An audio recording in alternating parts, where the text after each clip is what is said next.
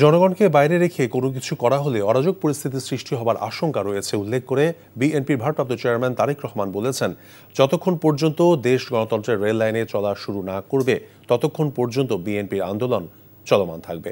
তারেক রহমান বলেন, জনগণ সিদ্ধান্ত নেবে কারা আগামী দিনে দেশ পরিচালনা করবে। হাসান মাহমুদের রিপোর্ট।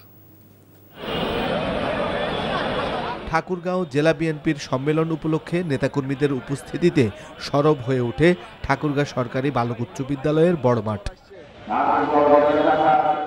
সম্মেলনের উদ্বোধন করেন বিএনপি মহাসচিব মির্জা ফখরুল ইসলাম আলমগীর। লন্ডন থেকে অনলাইনে সম্মেলনে যুক্ত হয়ে বিএনপির ভারপ্রাপ্ত চেয়ারম্যান তারেক রহমান বলেন, বিভিন্ন দলের ভিন্ন ভিন্ন মত থাকতে পারে, তবে জনগণকে বাইরে রেখে কোনো কিছু করা হলে অরাজকতা সৃষ্টি হতে পারে।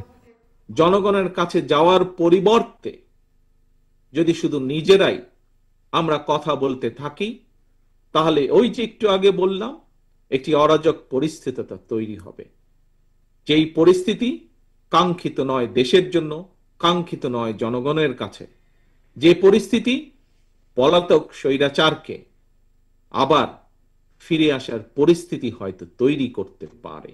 গণতন্ত্রের প্রতি যে কোনো হুমকিকে আমরা মোকাবেলা করব, অবশ্যই সেই পদ্ধতিতে যে পদ্ধতি জনগণ সমর্থন করে, এমন কোন পরিস্থিতিতে বা এমন কোন পদ্ধতি আমরা অনুসরণ করব না যেই পদ্ধতিতে জনগণের শান্তি এবং শৃঙ্খলা নষ্ট হয়। তারেক রহমান বলেন, অনেক আত্মদানের বিনিময়ে ফ্যাসিবাদের পতন হয়েছে, এখন সবাই মিলে দেশকে সামনের দিকে এগিয়ে নিয়ে যেতে হবে। জনগণের সিদ্ধান্ত নেওয়ার পথকে সুগম করে দিতে হবে। যেই বিষয়গুলোতে আমরা একমত হতে পারিনি, আসুন জনগণের উপরে যদি বিশ্বাস রাখেন, জনগণের উপরে যদি আস্থা রাখেন, তাহলে জনগণের উপরে ছেড়ে দিন। আপনার নীতি আদর্শ, আপনার লক্ষ্য উদ্দেশ্য জনগণের সামনে উপস্থাপন করুন। Late people decide.